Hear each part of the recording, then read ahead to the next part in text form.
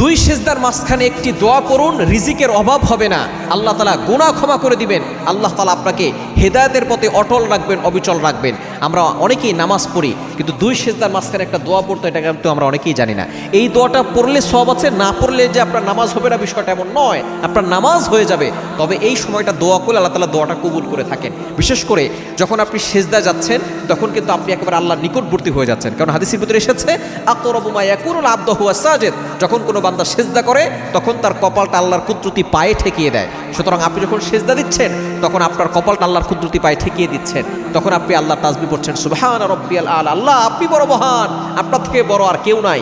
আপনি যখন আল্লাহর প্রশংসা করলেন, এরপরে আপনি বসলেন, আবারও আপনার সেজদায় আল্লাহর প্রশংসা করবেন।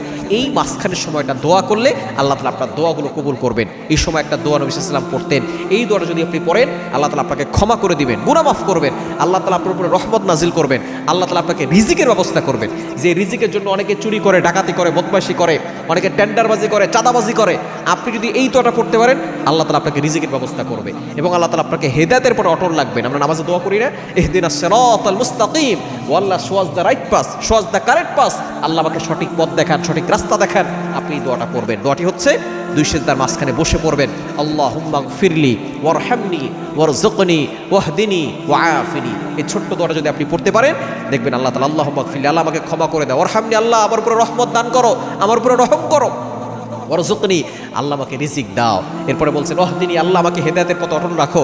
এরপরে বলছেন ওয়াআফিনি, আল্লাহ আমাকে সুস্থ করে দাও। সুতরাং এই একটা দোয়ার ভিতরে আপনি 5টা জিনিস পাচ্ছেন। সুতরাং এই দোয়াটা মিস করবেন না। আপনি দুই সেজদার মাঝখানে এই দোয়াটা পড়বেন, আল্লাহ তাআলা আপনার দোয়াগুলো কবুল করে নেবেন।